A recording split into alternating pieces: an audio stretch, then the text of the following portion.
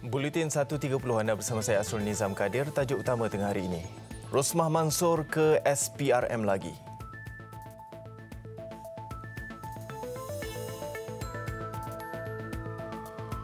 Dua bot ekspres terbakar di Terminal Ekspres Sibu.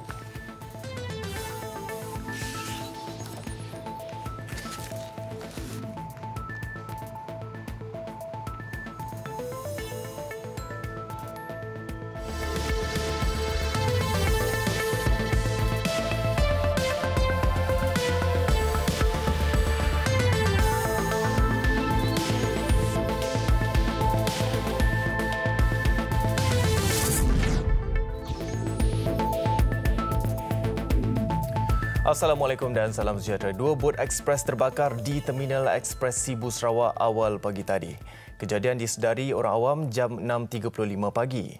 Penolong Pengarah Operasi Jabatan Bomba dan Penyelamat Sarawak, Tiong Ling Hee berkata pihaknya menerima panggilan kecemasan pada 6.40 pagi. Sebelum sepasukan pegawai dan anggota dari Balai Bomba dan Penyelamat Sibu dikejarkan ke lokasi. Menurutnya, sebuah bot musnah sepenuhnya manakala sebuah lagi terbakar pada bahagian enjin. Bot yang terbakar ditunda ke tengah sungai bagi mengelak kebakaran merebak ke bot lain yang berada berhampiran jeti berkenaan. Tiada sebarang kecederaan atau kemalangan jiwa dilaporkan. Lembaga Sungai Sarawak memanggil pemilik bot berkenaan bagi tujuan siasatan lanjut.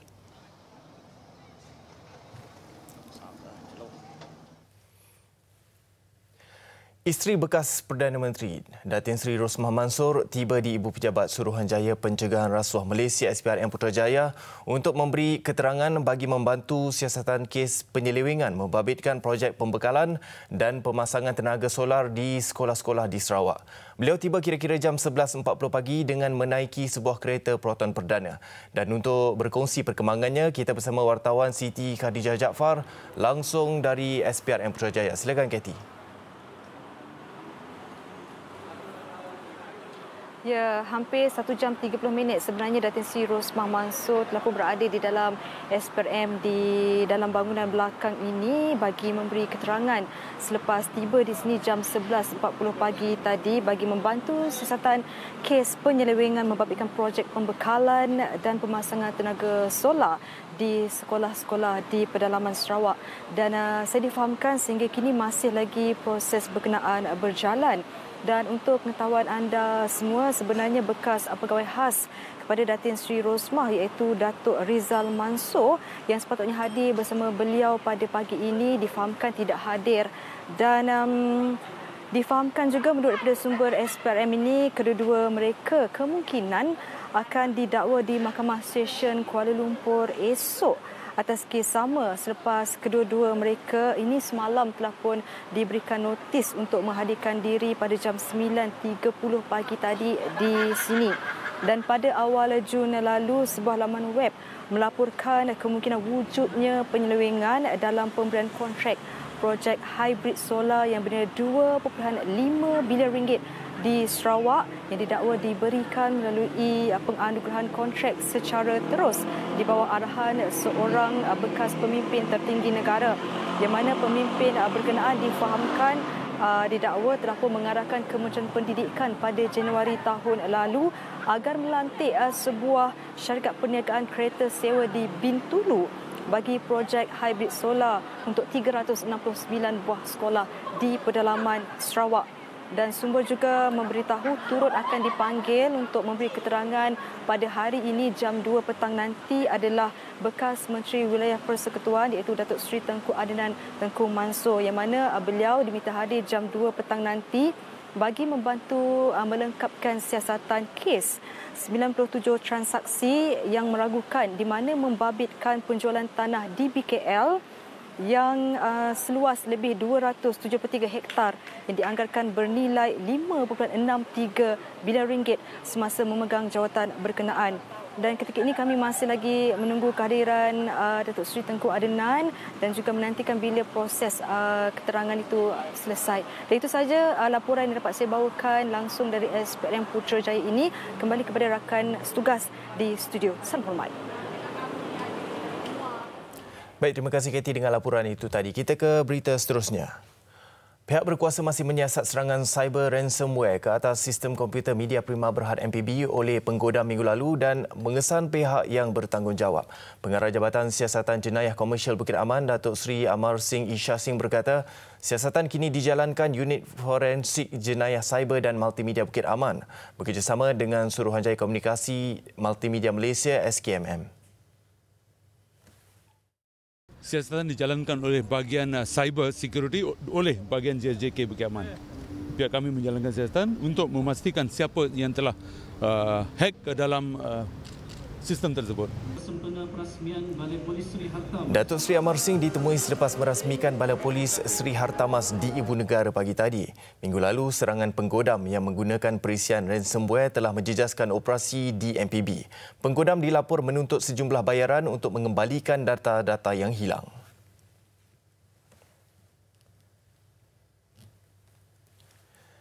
Kementerian Kewangan menafikan peruntukan untuk Majlis Amanah Rakyat MARA dipotong dalam belanjawan 2019.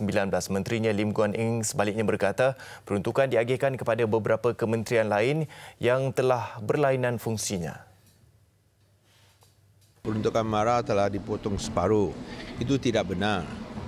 Kerana apa yang berlaku ialah kerana ia telah dipisahkan fungsinya di antara kementerian.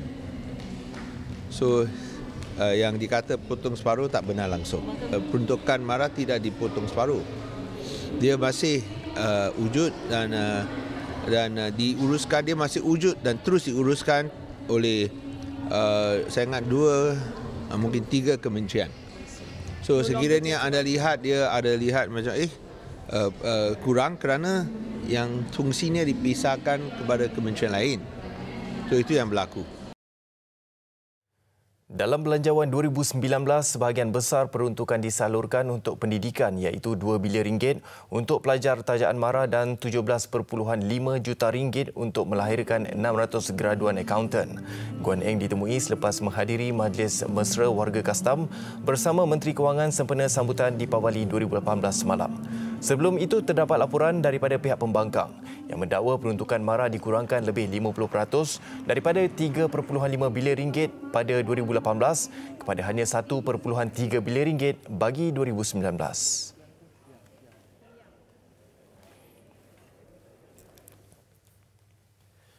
Warga Kementerian Kewangan disaran terus mengekalkan kementerian itu sebagai antara kementerian yang unggul serta berprestasi baik dan antara kayu pengukur kepada keunggulan dan prestasi baik itu, Menteri Kewangan Lim Guan Eng berkata pihaknya akan memastikan ekonomi negara terus berkembang dan yang penting rakyat biasa mendapat kehidupan yang lebih baik.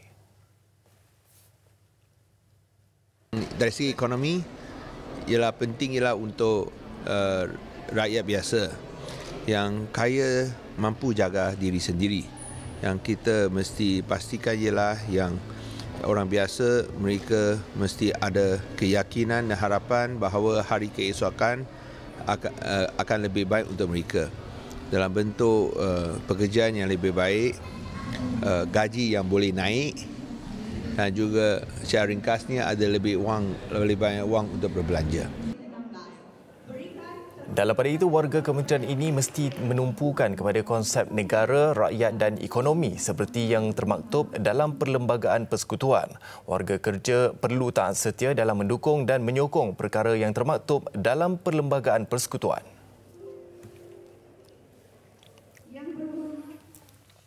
Hujan lebat tanpa henti lebih 2 jam malam tadi mengakibatkan 90 buah rumah di Kampung Padang Tembak Kulim Kedah ditenggelami banjir sedalam 1.5 meter. Ini kali ketiga penduduk di kawasan terbabit berdepan banjir tahun ini. Hujan sering menyebabkan paras air Sungai Wang Pinang naik mendadak. Hasil maklumat daripada Jabatan Pengairan dan Saliran Kulim, banjir seringkali berlaku di kawasan itu kerana sungainya kecil dan cetek. Ia turut menyebabkan 2 daripada 3 jambatan yang merentasi sungai di kampung ini mula terhakis dan dibimbangi runtuh. Pucuk dia dari atas lah. Ayak dari atas dia laju. Lepas tu dia habis lah. Titi-titi pun banyak rosak lah. Kereta pun tak boleh nak keluar pun banyak lah. Titi memang tak boleh lalu langsung lah. Kan? Berapa tinggi ayak tadi tu? Tinggi tu kira-kira kat bawah dada lah. Tinggi juga lah. Tapi yang ni Yang kami ni berapa kali dah kami kena, tahun ni dah 3 kali dah. Apa kerugian yang dialami oleh penduduk kampung? Banyaklah kami ni. Banyaklah rabuk-rabuk jangan tanya. TV saya dah berapa kali lah. Memang habis berabuk-rabuk semua. Mesin basuh. Tambah hak ni semua kelengkapan bilik tidur dia semua habis. Almari, tilam, katil, semua kelengkapan dia habis. Tak ada apa. Nasib yang menimpa penduduk itu mendapat perhatian Adun Kulim. Dan sungai-sungai ni pun kita akan kaji semula. Dan setahu saya pihak kerajaan pun dah tengah buat kajian ni. Juruteraan pun dah tengah ni usaha nak bantu baik pulih balik kawasan sini dengan keadaan ni.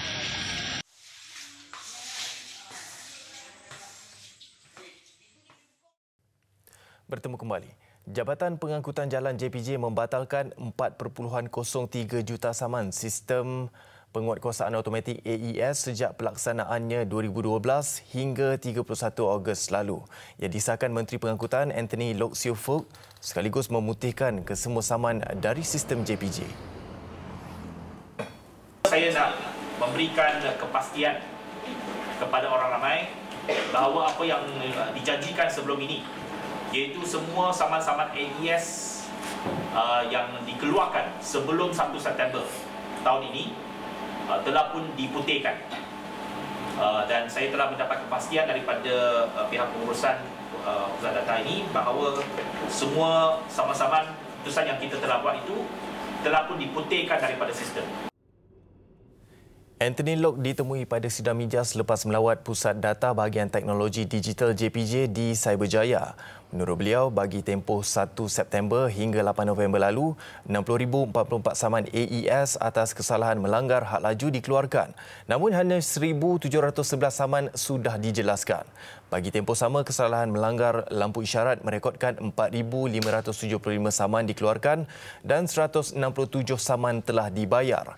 Jelas beliau, sehingga kini 1,190 kes saman AES dibawa ke mahkamah iaitu melibatkan 3 negeri, Kedah, Perak dan Pulau Pinang. Namun 3 individu sahaja dilaporkan hadir.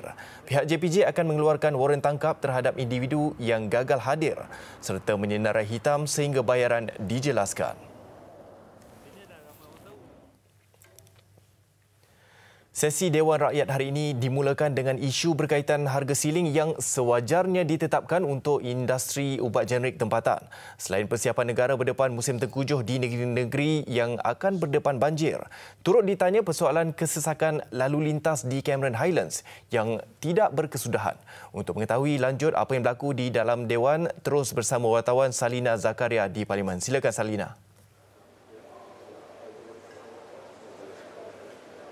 Baiklah, terima kasih Astro. Nampaknya sesi Dewan awal pagi ini berjalan lancar dengan Kementerian Kesihatan menjawab soalan pertama awal pagi ini, dan Kementerian Kesihatan memaklumkan ketika ini Kementerian dalam peringkat awal untuk menyediakan satu kertas cadangan mekanisme pelaksanaan kawalan harga ubat-ubatan melalui perundangan sedia ada, dan langkah itu akan dilaksanakan bersama dengan Kementerian Perdagangan Dalam Negeri dan juga Hal Ehwal Pengguna KPDN HEP menerusi Akta Kawalan Harga dan juga anti pencatutan bagi tahun 2011. Dan perkara itu menurut menterinya Datuk Seri Dr. Zulkifli Ahmad, antara mekanisme yang akan dicadangkan ialah menetapkan harga siling kepada pengguna di semua saluran pendispensan, dan langkah itu katanya dilihat amat sesuai untuk dilaksanakan dan juga selari dengan amalan antarabangsa sekaligus untuk menyelaraskan harga dan juga akses ubat-ubatan yang ketika ini mampu milik kepada rakyat. Penolongan ataupun support kepada generic industry.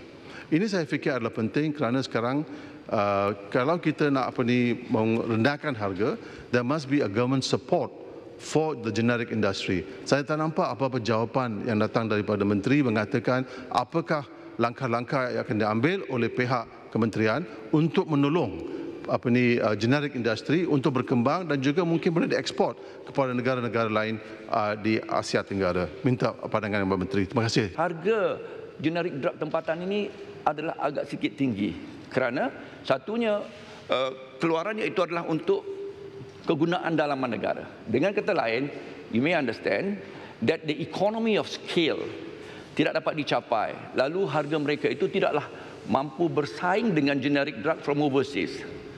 Dan terkadang kali terdapat harga generic drug tempatan lebih mahal daripada generic drug, bahkan innovator drug, generic drug daripada luar negara. Ini kerana keseluruhan barang ataupun keseluruhan bahan mentah untuk produce mengeluarkan generic drug itu adalah diimport. Now you see why it is difficult for generic drug tempatan bersaing kerana dia tidak ada economy of scale, kerana ia tidak membuat export market. Nah, itu perkara yang juga saya ingin fahamkan. Justru kerana itu adalah sangat penting untuk perkara ini. Ada beberapa isu lain. Tambahnya pada 2017, perolehan ubat generik berbanding innovator sebanyak 53%, sebanyak 50.3% pula adalah ubat generik buatan tempatan.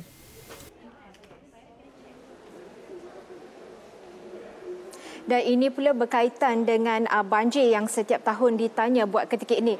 Kerajaan ketika ini dikatakan telah menyediakan 78,612 anggota daripada Agensi Polis Diraja Malaysia, Jabatan Bomba dan juga Penyelamat serta anggota Angkatan Pertahanan Awam APM ke kawasan terlibat banjir. Dan ujar timbalan Perdana Menteri Datuk Seri Dr. Wan Azizah Wan Ismail bahawa usaha itu dilakukan bagi berdepan monsun timur laut yang telah pun bermula sejak 27 November lalu dan akan berakhir sehingga Mac tahun depan. 1,080 daripada 5,448 pusat pemindahan sedia ada di kawasan berisiko banjir telah mula diaktifkan. 5 depo simpanan, 165 stor bencana dan 581 pangkalan hadapan telah diperlengkapkan dengan makanan dan keperluan mangsa dan 1,454 kenderaan pacuan 4 ronda 4-wheel drive, 15 aset udara termasuk helikopter, 859 lori dan 1,138 bot termasuk amfibia silik dan 425 ambulan, polis, bomba dan APM sedia untuk digerakkan. Khusus bagi negeri Kelantan, persiapan yang telah dibuat melibatkan 1,984 anggota polis, bomba dan APM. 94 kenderaan pacuan 4 roda, 59 lori, 23 ambulans, 109 bot dan 33 kenderaan lain. 607 pusat pemindahan telah diaktifkan untuk menampung seramai 198,000 mangsa dan 225 fasiliti penyimpanan bantuan bencana itu, depo, stor dan pangkalan hadapan telah pun diperlengkapkan. Kementerian Kesihatan pula telah membuat persiapan logistik serta ubat-ubatan di hospital selain keperluan pesakit yang perlu mendapatkan rawatan khusus. Menerusi mesyuarat jawatankuasa pusat yang dipengerusikan beliau, memutuskan kegiatan pembalakan semasa monsun timur laut di Kelantan dihentikan selain pembekuan cuti anggota terlibat mulai November hingga Disember 2018 turut diaktifkan. Pembekuan cuti juga mungkin dilanjutkan sehingga Mac 2019.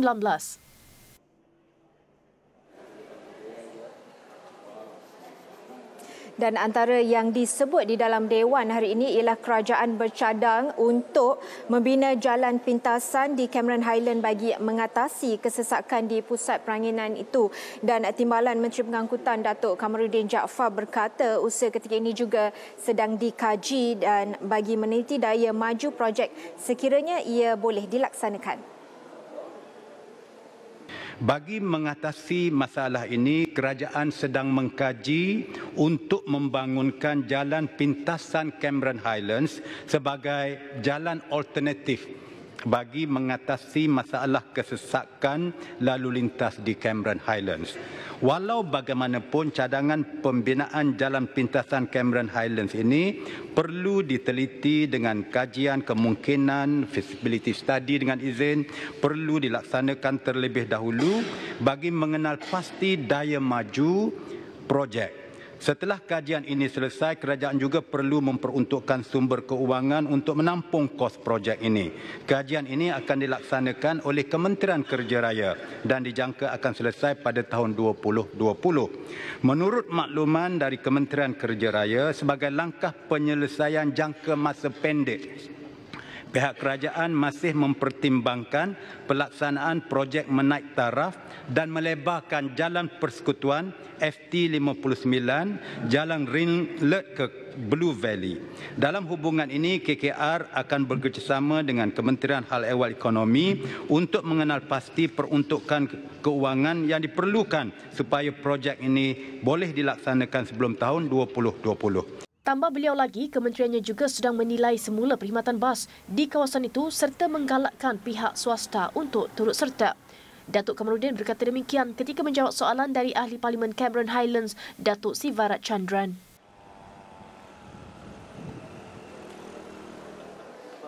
Dan seperti yang anda perhatikan, ketika ini Dewan Rakyat telah pun berhenti rehat seketika dan perbahasan akan bersambung kira-kira jam 2.30 petang nanti. Dan hari ini pastinya saya bersama dengan rakan tugas Nur Syafiqah Damanhuri. Terima kasih atas perhatian anda. Kita kembali ke Sri Pentas.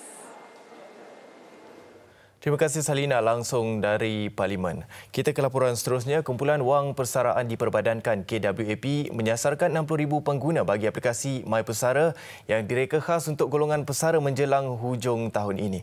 Jumlah pengguna aplikasi My Pesara ketika ini 58,000 orang. KWAP turut menyasarkan untuk menggandakan jumlah penggunanya menjelang hujung tahun depan dengan pelancaran fasa kedua My Pesara yang telah diberi penambahbaikan. I think we have make the apps also available for non-pensioners. Even people in the service also can download and use and make utilize all the benefit that are available for them to use. So this is, and we know that the civil service size or population is about 1.4 to 1.6 million. So this is another market that we also would like to serve in addition to the government pensioners. Terdahulu berlangsung majlis pelancaran fasa kedua aplikasi My Pesara oleh KWAP. Bergerak ke hadapan, KWAP juga merancang membuat penambahbaikan di mana perkhidmatan digital dan ciri aplikasi direka untuk menampung keperluan pengguna.